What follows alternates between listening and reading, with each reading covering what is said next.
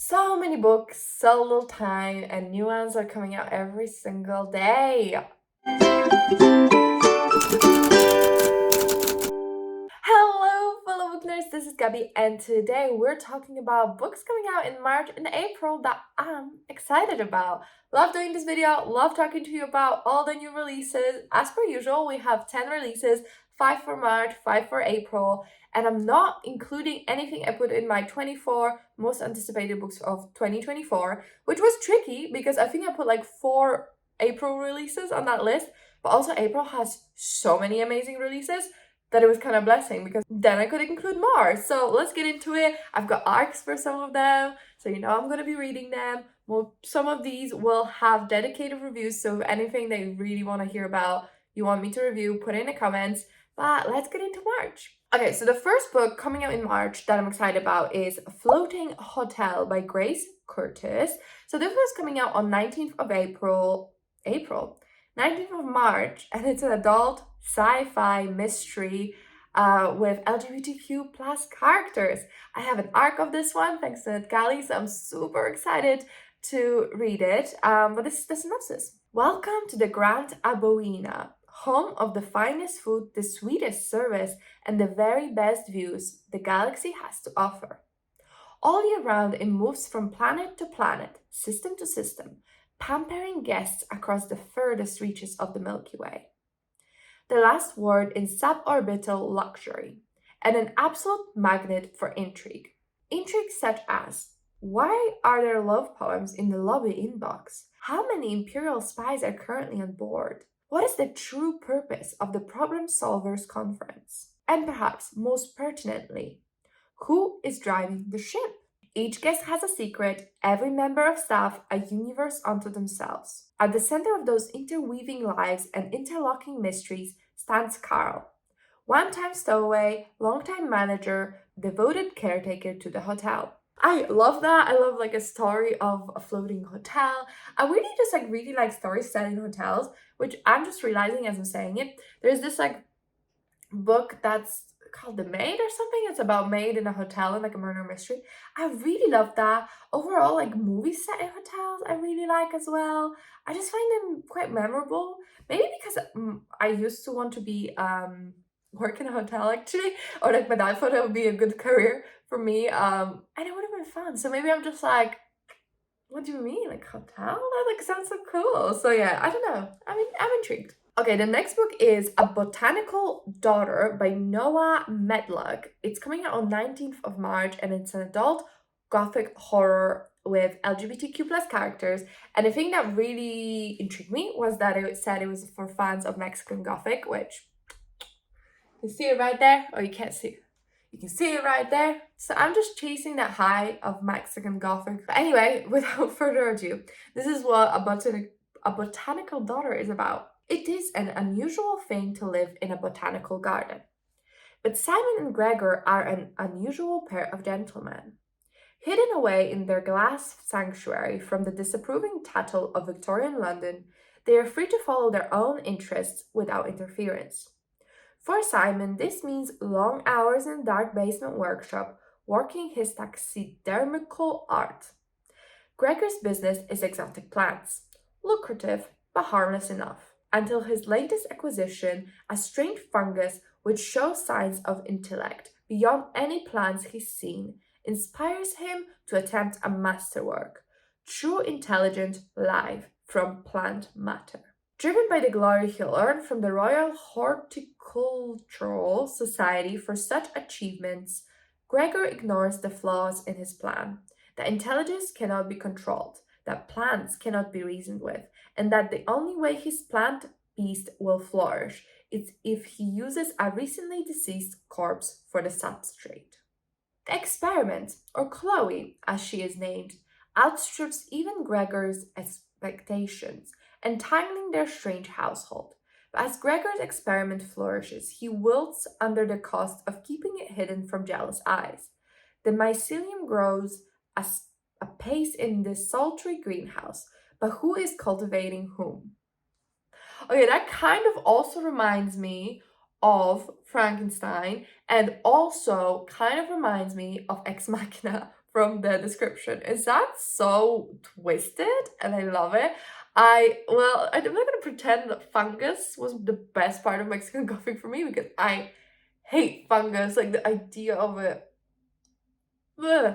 Why would you want intelligent life? That really makes me uncomfortable. You know what? It's fine because that's what the best part of the Mexican Gothic, to be fair, like how uncomfortable it was an amazing part of this. And yeah, I love Frankenstein as well. One of my favorite like classics.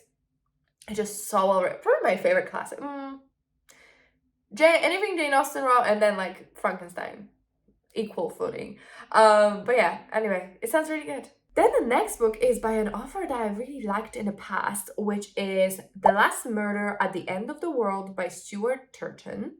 So this was coming out on 21st of March, and it's an adult mystery thriller sci-fi. Stuart Turton is the author of 7.5 Deaths of Evelyn Hardcastle, which I really liked. And then I think he wrote a book called Devil in the Dark Water or something like that. And I've not read it, but I really want to. But yeah, this is his newest. I was rejected for the art, but I'm not bitter at all. It's fine, I'm sure it's fine. I'll just have to get it myself. Solve the murder to save what's left of the world. Outside the island, there is a world destroyed by a fog that swept the planet, killing anyone it touched. On the island, it is idyllic. 122 villagers and 3 scientists living in peaceful harmony. The villagers are content to fish, farm, and feast, to obey their nightly curfew, to do what they're told by the scientists.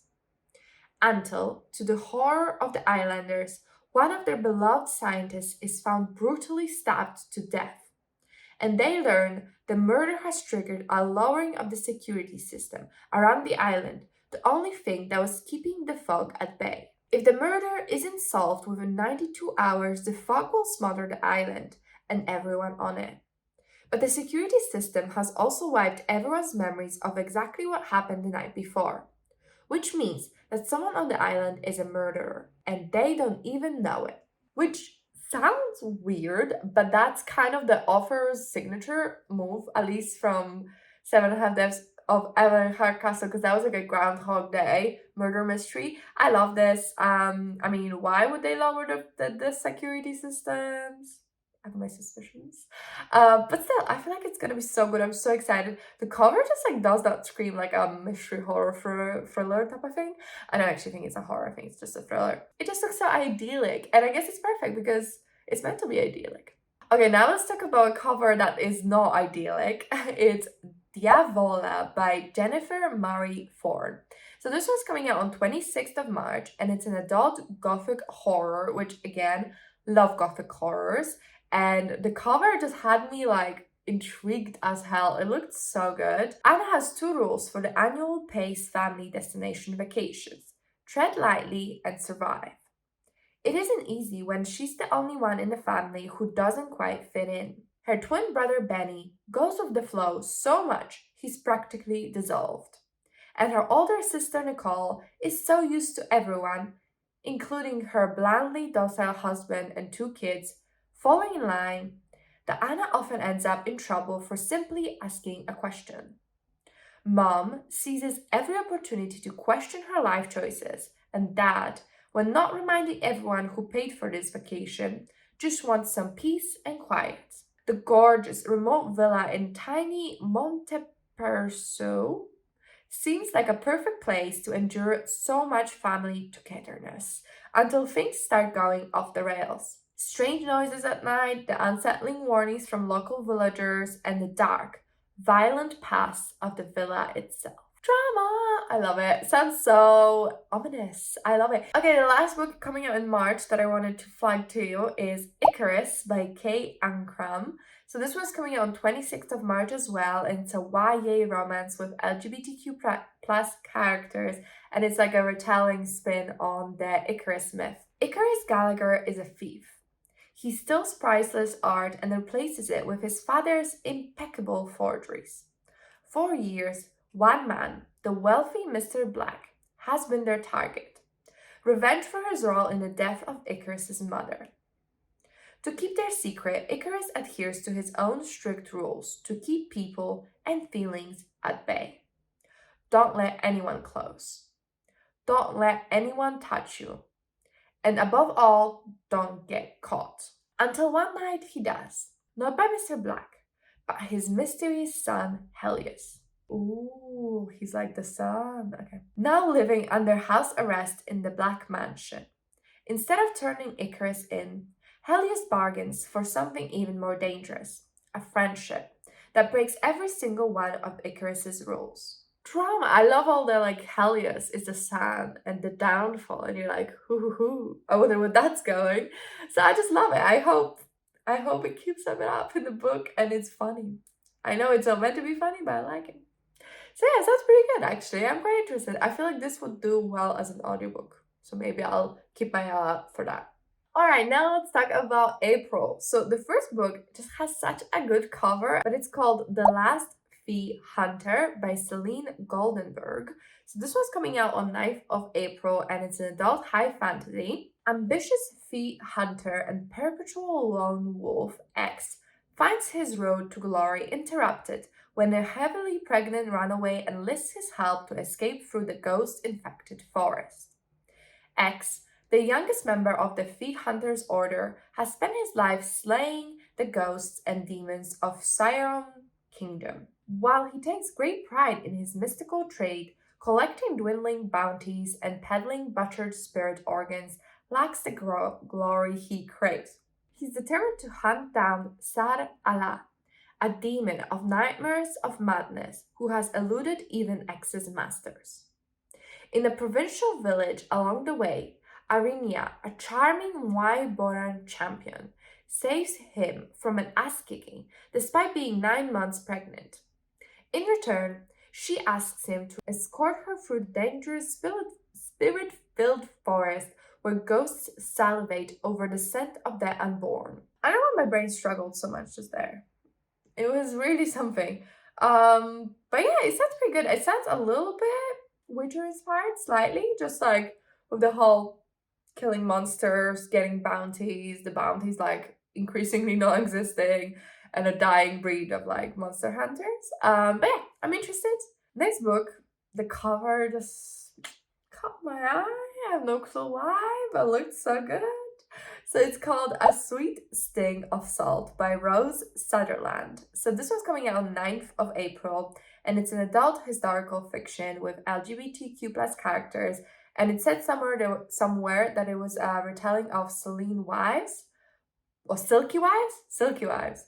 But I have no clue what that is, so doesn't mean much to me, but maybe it means something to you. But this is the synopsis. When a sharp cry wakes Jean in the middle of the night during a terrible tempest, she's convinced it must have been a dream. But when the cry comes again, Jean ventures outside and is shocked by what she discovers. A young woman in labor, already drenched to the bone in the freezing cold and barely able to speak a word of English. Although Jean is the only midwife in the village and 4 miles around, she's at a loss as to who this woman is or where she's from. Jean can only assume she must be the new wife of the neighbor up the road, Tobias. And when Tobias does indeed arrive at her cabin in search of his wife, Murrin, Jean's questions continue to grow. Why has he kept his wife's pregnancy a secret? Why does Murrin's open demeanor change completely the moment she's in his presence? 2 books, back to back. I read the synopsis, and someone's falling in love with a heavily pregnant woman. What's in the water, everyone? What's in the water? Next book, I'm super pumped because I have an arc for this and it just looked so good. I love the cover. It just looked so good. And the title is To Gaze Upon Wicked Gods, which is a very good title. And it's by Molly X. Chang. So this one is coming out on 16th of April as well, and it's a YA fantasy. She has power over death. He has power over her. When 2 enemies strike a dangerous bargain, will they end the war or ignite one? Heroes die, cowards live. Daughter of a conquered world, Ruin hates the invaders who descended from the heavens long before she was born and defeated the magic of her people with technologies unlike anything her world had ever seen. Blessed by death, born with the ability to pull the life right out of mortal bodies, Ruin shouldn't have to fear these foreign invaders, but she does. Especially because she wants to keep herself and her family safe. When Ruin's gift is discovered by an enemy prince, he offers her an impossible deal. If she becomes his private assassin and eliminates his political rivals, whose death he swears would be for the good of both their worlds and would protect her people from further brutalization, her family will never starve or suffer harm again. But to accept this bargain, she must use the powers she has always feared, powers that will save years of her own existence. Can Ruin trust this prince, whose promise of a better world make her heart ache, and whose smiles make her pulse beat faster? Are the evils of this arrangement really in the service of a much greater good? Or will she betray her entire nation by protecting those she loves the most? So, I'm quite fascinated because I really find this idea of like the magical world not being able to stand up to like technology super interesting. I think it's something that it was floated definitely in Twilight, but I'm just thinking of Twilight because I read it very recently. I feel like this idea was somewhere else as well. But it was essentially magic needing to be hidden because the technological advancements of like the atomic war, a bomb and stuff like that are just so far above magic that it couldn't be like fought with. So it's safer to stay hidden. And this sounds like people came with like a really amazing technology and conquered this magical world. And I find that really interesting conversation that I'm like ready to have. It sounds like enemies to lovers. I hope they did a really good job with it. I always find it funny when your pulse beats faster when it's a colonizer and that it beats faster forward, but whatever. Hopefully it's done really well and we can all really enjoy this book because I really want to. Okay, then we have another exciting release, which is One of Us Knows by Alyssa Cole. It's also coming out on 16th of April and it's an adult mystery horror slash thriller. And Alyssa Cole is the author of When No One Is Watching, which is a really amazing like urban thriller with like a lot of conversations on gentrification, and I found it really, really good, really fascinating. So I'm really excited for this new one. Years after a breakdown and a diagnosis of dissociative identity disorder derailed her historical preservationist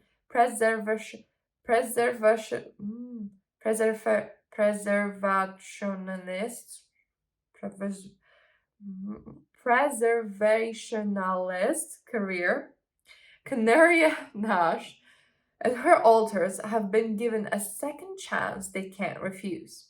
A position as resident caretaker of a historic home. Having been dormant for years, Ken has no idea what led them to this isolated Hudson River island. But she's determined not to ruin their opportunity. Then a surprise visit from Holmes Conservation Trust just as Northeaster bears down on the island disrupts her newfound life, leaving Ken trapped with a group of possibly dangerous strangers, including the man who brought her life tumbling down years earlier. When he turns up dead, Ken is the prime suspect. Caught in a web of secrets and in a race against time, Ken and her alters must band together to prove their innocence and discover the truth of Kavanaugh Island and their own past, or they risk losing not only their future but their life. Interesting. I did not read the synopsis before sharing it because I don't do that. I just look at the cover, the offer, and I'm like, cool. But I am really interested to see how the offer delivers on the whole dissociative identity disorder and the alters bit, because I know in the past there's been like a lot of harm done to the community when it's not an accurate portrayal. Like think of Split and all the media that's always like the twist is that the villain has a DID. And I followed some creators that had DID and talked about it. So I know that it can be really harmful if not done correctly. I just did a quick Google and I don't think that Alyssa Cole has the DID herself, but I'm not actually sure about that. So let me know if you think differently. I'm very curious. I'm still really interested in reading it, but I just want to read some like own voices reviews to see if what I perceive will also be accurate on like a larger scale. But yeah, interesting. Okay, and the last book in April that I'm excited for is called Off With Their Heads by Zoe Hana Mikuta. It's coming out on 23rd of April. It's a YA horror fantasy and it has LGBTQ plus characters. And I have read a book from the author before called Gear Breakers, really enjoyed it. And so I thought it'd be interesting to give this one a shot. And I also have the Ark, so I'm super excited for that to have read it. In a world where saints are monsters and Wonderland is the dark forest where they lurk. It's been 5 years since young witches and lovers Kyra Rabbit and Isadora Alice Stickle were both sentenced to that forest for a crime they didn't commit. And 4 years since they shattered one another's hearts, each willing to sacrifice the other for a chance at freedom. Now, Kara is a successful royal saint harvester, living the high life in the glittering capital and pretending not to know of the twisted monster experiments that her beloved Red Queen hides deep in the bowels of the palace. Before Aika, the memory of Kara's betrayal has hardened her from timid girl to ruthless hunter, a hunter who will stop at nothing to exact her revenge. On Caro, on the Queen, on the throne itself. Sounds so good! Honestly, it sounds really fun. I'm curious to read it. I always love a good retelling. I've never read Alice in Wonderland, but I've watched a lot of media about it. So yeah, curious. I do have like a really pretty edition somewhere. But yeah, excited to pick that one up. Excited to pick up all the books that I talked about. Hopefully I enjoy them all. Hopefully you will enjoy them all as well. Let me know if you're picking any of them up. Any new exciting releases that are on your radar. I would also love to know. But yeah, I hope you enjoyed the video. Let me know answers to all those questions. If you enjoyed the video, if you comment, like, and subscribe, I really, really appreciate it. It really helps me out. But that's it for me, and I'll see you in the next one. Bye!